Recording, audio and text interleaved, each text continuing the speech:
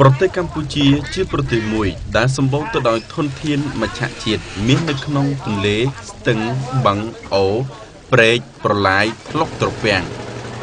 តាំងពីដើមមកដោយសារកម្ពុជាសម្បូរត្រីទឹកសាបដែលងាយរកបានគ្រប់ទីកន្លែងក៏បានធ្វើឲ្យប្រជាជនកម្ពុជានិយមបរិភោគត្រីច្រើនជាងសាច់ដទៃទៀត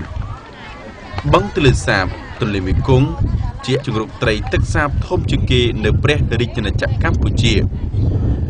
ប៉ុន្តែការប្រមូលផលត្រីប្រមាណឆ្នាំនេះគឺបរិមាណទិន្នផលមិនដូចគ្នាទេ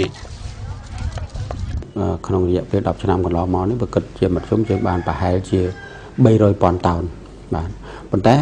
ក្នុងនោះគឺថាត្រីទឹកសាបយើងបើឆ្នាំណាទឹកតិចគឺបានតែប្រហែលជា250,000 តោនទេប៉ុន្តែបើទឹកចំនួនឡើងខ្ពស់ឡើងដល់450,000 តោនឬក៏លើសពីនេះផងដូចជាឆ្នាំទៅនេះឆ្នាំទៅមួយយើងបានដល់ទៅ425,000 តោនហើយឆ្នាំនេះគឺឆ្នាំកន្លងទៅនេះគឺថាយើងបាន395,000 តោនបាទជារៀងរាល់ឆ្នាំដោយសារប្រមាណផលត្រីទឹកសាបមានការប្រែប្រួលបានធ្វើឲ្យការនេសាទរបស់ប្រជានេសាទក៏មានការប្រែប្រួលដែរលោកលោះពូសារីជាអ្នកនេសាទនៅតាមដងទន្លេមេគង្គបានឲ្យដឹងថាបច្ចុប្បន្នផលត្រីដែលគាត់នេសាទបានគឺមិនបានច្រើនដូចពីបណ្ដាឆ្នាំកន្លងទៅទេត្រីឆ្នាំនេះវាខ្សត់ជាង100 ឆ្នាំណាអត់ដូច100 ឆ្នាំទេត្រីវាបាត់បង់ច្រើនណាស់ក្នុងមួយឆ្នាំនេះដល់ឆ្នាំមុនមកយើងប្រៀបធៀបទៅវាខុសគ្នាឆ្ងាយឆ្នាំមុនយើងតម្លាក់ក្នុងមួយថ្ងៃបាន4-20 គីឡូឥឡូវនៅតែ4-5 គីឡូអីវាខុសគ្នា 50% ជាង 50% ដែរហ្នឹងត្រីយើងចាប់បានច្រើននៅឡើយបាទនៅច្រើនដែរប៉ុន្តែអ្នកហៅថាសាធារណជនយល់ថាថយមូលហេតុអីកាលពីឆ្នាំ1945ឬក៏50យើងមានប្រជាជនតែ3 លានកន្លះទេក្នុងប្រទេសកម្ពុជាហើយអ្នកនេសាទមានតែ36,000ទេ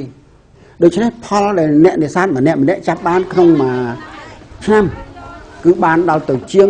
360 គីឡូក្រាមក្នុងមួយឆ្នាំម្នាក់បាទប៉ុន្តែបើគិតមកឥឡូវនេះយើងមានដល់ទៅ14 លាន 6 សែនអ្នកហើយអ្នកនេសាទមានដល់លើសពី1 លានកន្លះទៅហើយអញ្ចឹងបើគិតថាត្រីនឹងនៅមានបរិមាណដដែលក៏អ្នកនេសាទម្នាក់នៅចាប់បានតែជាង100 គីឡូទេត្រីជារបបអាហារមួយយ៉ាងសំខាន់នៅក្នុងមុខម្ហូបខ្មែរដោយសារតែផលត្រីធម្មជាតិមិនអាចគ្រប់គ្រងតាមតម្រូវការហូបចុករបស់ប្រជាជននៅតំបន់ខ្លះបានធ្វើឲ្យប្រជាកសិករនៅតាមតំបន់ដែលពុំមានត្រីហូបចុកគ្រប់គ្រាន់ងាកមកចាប់យកការចិញ្ចឹមត្រីសម្រាប់គ្រប់គ្រងរបបអាហារនៅក្នុងគ្រួសារវិញលោកព្រំវ៉ាន់គឺជាកសិករម្នាក់ក្នុងចំណោមកសិករជាង100 គ្រួសារនៅភូមិព្រៃសម្បួរឃុំអង្គរបូរីស្រុកអង្គរបូរីខេត្តតាកែវដែលបានចាប់យករបរចិញ្ចឹមត្រីក្រោមការជួយជ្រោមជ្រែងពីគម្រោងវិរិយវប្បកម្មរដ្ឋបាលជលផលនិងអង្គការចៃការការចិញ្ចឹមត្រីរបស់គាត់គឺការចិញ្ចឹមនៅក្នុងស្រះនិងស្រែដែលនៅក្បែរផ្ទះបច្ចុប្បន្នគ្រួសារលោកព្រំវ៉ាន់កំពុងតែមានជំងឺចិត្តទៅលើមុខរបរចិញ្ចឹមត្រីនេះរយៈកាលកន្លងមកខ្ញុំឃើញថាទៅតាមធម្មជាតិហ្នឹងវាបាត់បង់ចេះថាហើយទៅត្រីធម្មជាតិហ្នឹងបងតែអញ្ចឹងទៅជាជនហ្នឹងក៏រកលេងបានហើយអនាគតសប្តាហ៍នេះរកលេងបានហូបហើយបាទចេះថាបាត់ទៅអញ្ចឹងទៅខ្ញុំឃើញថាអញ្ចឹងបានខ្ញុំយកអាជីពហ្នឹងជាមុខរបរគ្រួសាររបស់ខ្ញុំមកបើគិតទៅលើបញ្ហាសេដ្ឋកិច្ចលោកព្រំវ៉ាន់យល់ថាមុខរបរចិញ្ចឹមត្រីនេះគឺវាមានលក្ខណៈពិសេសជាងមុខរបរដទៃទៀតនៅជនបទសម្រាប់គ្រួសាររបស់គាត់បើខ្ញុំធ្វើស្រែដីខ្ញុំទៅតូចបើដីខ្ញុំតូចខ្ញុំធ្វើស្រែអត់សូវបានទេបាទបានផលតិចបាទបានតែបានផលតិចមិនដូចត្រីបើសិនជាយើងធ្វើក្នុង100 ម៉ែត្រការ៉េពី20ទៅ40 គីឡូការចិញ្ចឹមត្រីរបស់យើងវាបានផលច្រើនជាងធ្វើស្រូវក៏ខ្ញុំលក់ត្រីសាច់ខ្ញុំបានមួយឆ្នាំបាន2 តោនជាងដែរហើយលក់អាកូននោះបានមួយឆ្នាំនោះបាន1 លានកូនដែរគិតជាថវិកាបាន30-40 លានដែរក្នុងចំណោមកសិកររាប់ពាន់គ្រួសារដែលបានទទួលជោគជ័យក្នុងការចិញ្ចឹមត្រីក៏មានគ្រួសារមួយចំនួនក៏ទទួលបរាជ័យនៅក្នុងមុខរបរនេះដែរ លោកស្រីព្រំសុផុននិងលោកអែមហៀងគឺជាកសិករមួយគ្រួសាររស់នៅភូមិថ្មាត់ពងឃុំគូស្រុកត្រាំកក់ខណ្ឌតាកែវ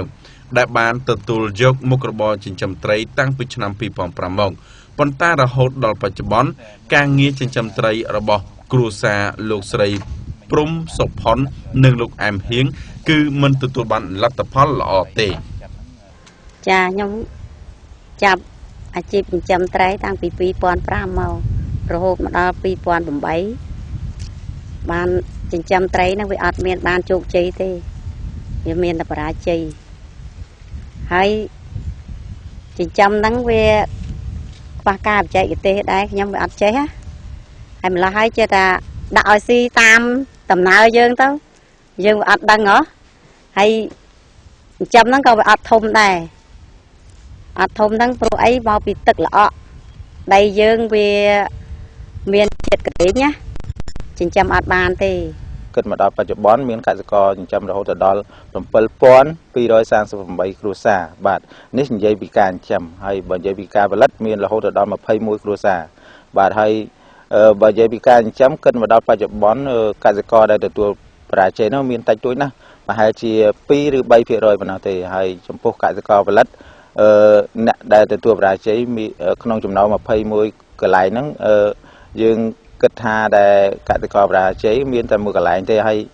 តកតងទៅនឹងបរាជ័យមួយកន្លែងនេះគឺមិនមែនបរាជ័យទាំងស្រុងទេគឺគ្រាន់តែទិន្នផលវាបានទាបជាងគេបាទបច្ចុប្បន្នទោះបីការចិញ្ចឹមត្រីរបស់កសិករកំពុងតែមានការផលផុសយ៉ាងណាក៏ដោយក៏ផលត្រីចិញ្ចឹមពុំទាន់ដើរទូជំនួសត្រីធម្មជាតិបាននៅគ្រប់តំបន់ទូទាំងព្រះរាជាណាចក្រកម្ពុជានៅឡើយ។